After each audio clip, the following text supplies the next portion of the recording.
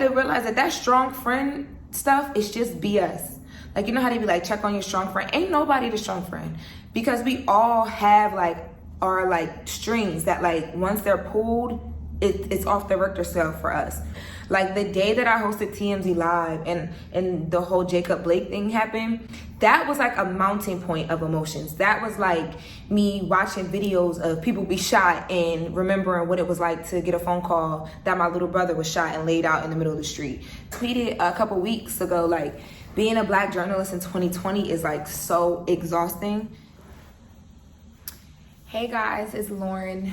Welcome back to LORENLOROSA TV. This is my YouTube channel where I do a bunch of things. Like, I show you guys what it's like to build my fashion business, my clothing brand, what it's like to live here in LA, what it's like working in television and trying to make it in television as a TV personality, an actress, a producer. I do a lot of things on this channel. A lot of it too is just me kind of like chronicling my journey from my first move, literally my first day here in LA, to where I'm at today. And I was just sitting here earlier and I'm like, dang, I haven't uploaded a video in like a week. And you know, normally I'm like busting out with the content. And I just really couldn't figure out. I was like, okay, I'll record something today that has to go up. It's been a week. I've been doing good at uploading at least weekly. And I'm also very like I'm true to like what I'm really going through at the time. I'm true to like what my real experience is, because I feel like when I look back on this, it's not even about the subscribers and the views. I would love to build all of that. You know, I would love to continue to build a platform for myself. But a lot of this and a lot of me chronicling everything and recording everything, it's for myself. Like, when I look back on this, I really want to be able to look back on times in my life and like really understand what I was going through then and kind of how it made me be the person that I am at that point, looking back on it, right? So just wrapped up my day. Today is September 23rd, 2020, and I'm exhausted. Like, I am really, really exhausted. Today, the first thing that happened today, I found out that my aunt passed away. And that was very like, it came out of nowhere, like literally came out of nowhere. And it really made me put things into perspective. Like, it has me wondering, like, am I really doing any good for anybody, including myself, being here all the way away from my family, spending time with family, spending time with, you know, like, it's my grandma's sister and my grandma's getting older. Like, you know, like, what am I really, I'm working from home now. Like, honestly, could I be doing this from somewhere else but here? Like, all of that, right? And then, you know, I work in the media. So I'm having to follow and keep up with a lot of things that are like just very, very triggering.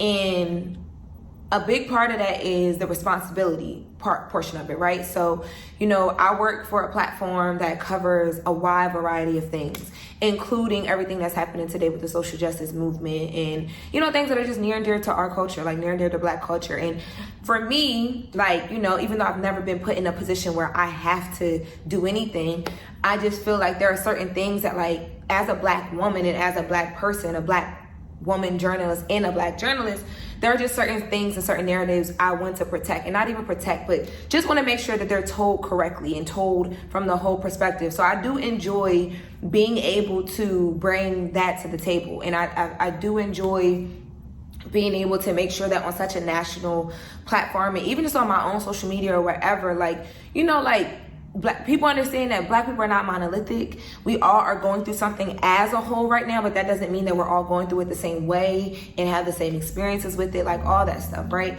But it's very freaking triggering, period. Like, period. I've had multiple times where I've broken down over this, and I think that my friends at work, like, you know, I have my go-to friends at work, and I have people at my job that look like me that understand where I'm coming from, you know, so I can talk to them about this, and it really helps me a lot. But I was sitting here trying to figure out today why I really had nothing to talk about and couldn't even come up with, like, I've been trying to prep content, like, okay, you know, the last vlog y'all saw, I was in Puerto Rico, but this was after I just moved, and I'm talking about I can't wait to get back home and unpack. I haven't even begun to unpack. I would love to do an unpack with me video, right? But I've been on the go. I've been working a lot, even though from home it's a lot. And I'm like, you know, maybe I can do the unpack with me video, right? But realistically, it's like, don't even have the energy. Like, I don't. I'm so, excuse me, I'm so exhausted. I'm so exhausted. Like, we watched a man today get away with murder, period. Like, 3 men. We watched 3 men today get away with murder, right? And then on top of that, it's like we still got to worry about our own families and, you know, how they're doing and what we're not doing and how we're not, like, it's just so much stuff that I'm just like sitting here thinking about as I'm trying to figure out if I'm going to begin unpacking this house. I know a lot of it is like pretty freaking deep, but that's why I'm exhausted. It's so crazy how, like, as Black people, our duality, like my ability, I have to get up every day and be 300% at my job, right? Because a lot of times I'm one of the only. And on top of that, I have to know everything, right? I have to know and care about things that I didn't grow up on, things that I don't care about, music I don't listen to, while also being a spokesperson somewhat for the things I do care about, the things I did grow up on, the things that are near and dear to me. And I'm not complaining. I'm just saying all of this to say that we do get to points in our creative, like, because at the end of the day, I'm a creative. Like, it doesn't matter how I do it. I'm a creative. I tell stories. I enjoy telling stories. I enjoy, you know, taking a small piece of a puzzle and making it a big production, whether it is in fashion, whether it is in, you know, news or whatever. Like, that's why I can't wait to begin acting. Like, there's a lot, right? I love storytelling, but today I'm just really struggling with storytelling. And I wanted to be very honest in that feeling, and I wanted to talk to somebody about that, and I wanted to express that to somebody, because I know that, like, I'm not the only person that gets there. And I know dang well in this pandemic where we all been having to tiptoe around to do regular everyday life things, or can't do everyday life things because of COVID, and, you know, not seeing family, got family dying, having to worry about getting shot by the cops, having to worry about what's going on in the hood at home. Like, it's a lot. So I know that I'm not the only person here right now. And I don't know. I think talking about it is going to make it a lot better for me. But I also feel like talking about it will help me work through it. One of the things that I told myself that I was going to start doing to kind of help me through this feeling, because this is not something that I just felt today, as y'all will see from clips from like months ago and like whatever. This is something that I continuously feel, and this is a corner I continuously like find myself in, just because of everything that's happening all at one time. So what I did was I found an old journal, and in that old journal I used to write letters to myself. Basically what I did was I went back and read those letters, so it kind of gave me like a little bit of like motivation to understand, girl, you're not here by chance. Like, you a vessel, sis. And if you are placed in this position, nothing comes easy for anybody. And the second thing, the second reason why I went and grabbed the journal is because right now I feel like there's not a lot that we can do to kind of like take a breather from things. And I think that's what I'm feeling. It's not that I don't want to do what I'm doing. I love what I do. It may not be perfect every single day, but I love what I do. I love, you know where I've grown to become and where I'm at in my day to day. But it does get exhausting sometimes to not be able to take a break from just all of there's just like so much like trauma like happening every single day, and it just feels like it's one thing after the next. So I'm going to start writing a whole lot more. Told myself I'm going to start writing and writing stuff down, not even like plans or things I'm trying to manifest. That will be it too, but just how I feel. Like, the same way that getting on here and talking to y'all helps me feel a lot better, writing things down makes me feel a lot better. That's why I used to write letters to myself. I'm also gonna do a lot more of like sharing with friends. I feel like because of my job and like, there's certain things I can't talk about with friends, but just because that's just how my job is. But I think because I'm in such, like, me and my friends, none of my friends do the same things as me, right? Like, we all have different career paths. Like, we're all successful in our own lanes. And a lot of times I feel like I don't want to go to them about certain things because it's like, you know, they got their own things going on.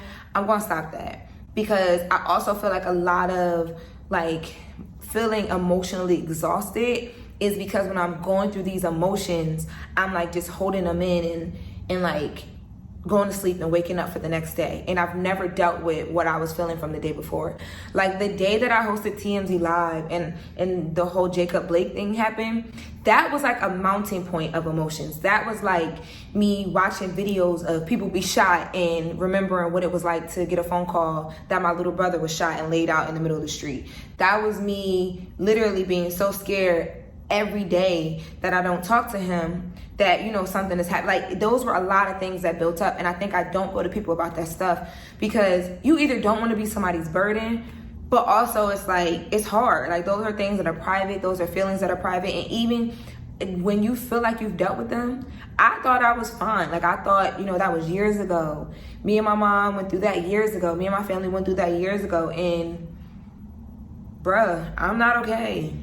I'm not okay. Another thing that I have begun or have sought out resources for, I just have to set it up, but I have a couple friends who are in therapy, so I've asked them to send me, like, you know, therapy is virtual now, so that makes it even better, because I was trying to find a therapist here in LA.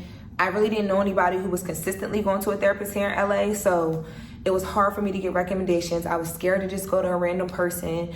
So I have a recommendation from 2 people of therapists that I want to set up like consultations with. And I also was going through this thing of like, when I start therapy, I want my family to start therapy too, like my close immediate family. And I honestly can't push anybody to do anything, but I also know that if I start and if they see that it's something that's helping me, they'll be a lot more open to it too. It's just, therapy is not a normal thing in my household, period. And the more like I put myself in a bubble away from, you know, like, I can't describe it. Like, I've been very distant from family. I've been like everything. And I feel like because I was trying to figure out how to deal with my emotions so it wouldn't go into other stuff. And the more that I put myself there, the more I realized that, like, I was doing things, I'm basically doing what I didn't appreciate be done to me when I grew up. Like, my mom would go through things and not know how to handle it. So if she had a bad day, we just had to leave her alone because she had a bad day, versus her understanding she had a bad day, being able to talk through it, deal with her emotions. And like, I don't want to be that way. And she was a great mom, like, not to shade her, but you know, nobody's perfect. And I'm slowly learning not to blame my mom or even my dad. Like, and I don't even really talk to him much, but I'm slowly learning not to like blame them for the things that they went through, but also I understand protecting myself and protecting my space at the same time. So that's the third thing, learning to protect myself and protect my space. So if there are certain subjects that I just don't want to visit, whether it's at work or it's in personal life, because I know they trigger certain things that I haven't learned how to deal with yet, I don't do it. Like, I don't, whether it's, you know, something dealing with Black culture or not, I just can't do it, because then I leave work and I don't leave work. I leave work and I'm emotionally so messed up. So I just don't do it. Or I leave, you know, certain conversations, even with friends, that I can't have. Like, either I indulge or I don't indulge fully, because I know that emotionally, like, I've been all over the place just trying to figure it out.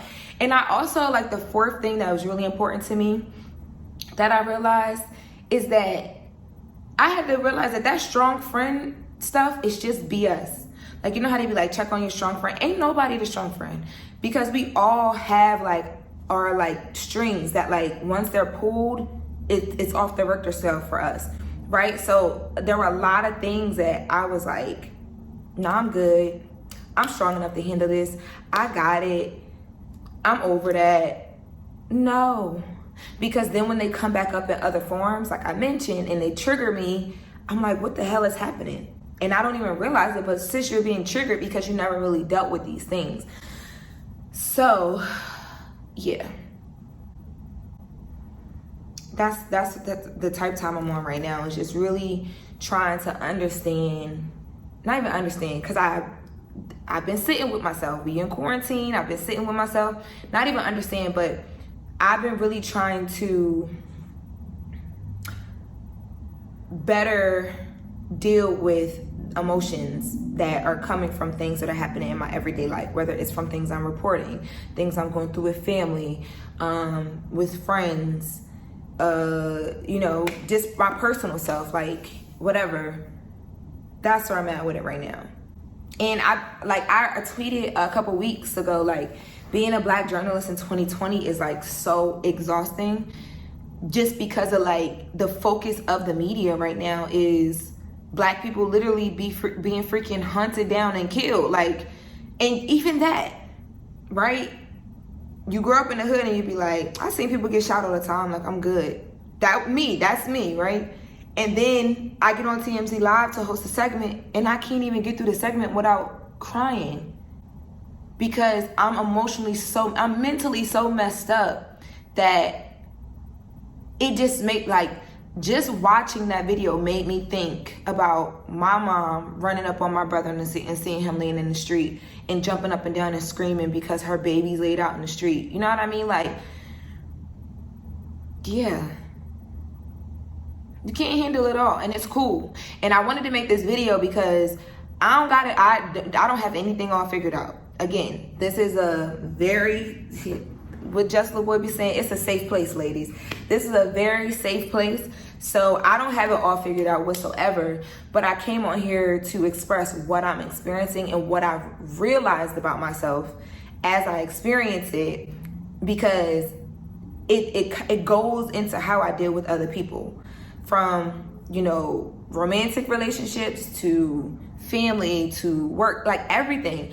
And I've also learned too that when I say the boundaries, like I talked to y'all a little bit about understanding what my boundaries are as far as what I can handle, just emotionally, but just like life-wise, like these last couple months, working in the media and seeing like certain responses of people and non-responses of people and non-support of, the things that we are fighting for every single day. And, like just a simple, hey, there's a lot going on right now in the world. How are you doing? The people I didn't get that from, it really makes you realize, like, I've drawn so many boundaries, put in certain places in life as an adult where you will have to associate with people that don't always agree with you. And that's another thing that I've learned, like how to deal with that and how to have those conversations where I'm not backing down off of what I believe, but I'm also, not feeding into your BS and giving you what you want, which is to see me upset, which is to see me off my rock. Nah, I'm cool. I've learned so much in these last couple months. And I felt like before I could get back into like the personal vlogs, like if we do an unpack with me, it's gonna be a lot of dang talking in that vlog. Before I could get into telling y'all about career and how God is blessing me like crazy, and I am so appreciative of it. Before I could get into any of that, tips on living here, or COVID in LA, what it looks like right now, blah blah blah. Before I could get into any of that, I really needed to clear my mental space to be able to like just really talk from the heart without anything being like overshadowed by emotion and how I'm feeling, because we going through a lot every day, y'all. 2020 is, shit been hard for us, but 2020 is really shining a light on it. And I feel like the light, especially with social media and all of that, it's like shining a light on it, and then you got 100 to 200 more lights, because social media is grabbing everything. The media outlets are now covering this stuff. Y'all, mind you, the police been beating people up and taking their phones if you recorded, or shooting people and throwing phones away, locking you up for resisting arrest when you ain't did nothing but ask why you were getting searched when you weren't supposed to be, or locked up, or put in handcuffs when you weren't supposed to be, for years. Like, I remember being 13, 14 years old, going to the courthouse with my mom, and she fighting back against bullshit resisting arrest charges from my little brother, and he ain't did nothing but ask a cop, why you going through my pockets and you're not legally allowed to? And now the world cares. And it's great to see that the world cares, but it's just a lot to digest at one time. So this is me learning how to digest it, as I also learn how to use my platform and my voice to be an agent of change.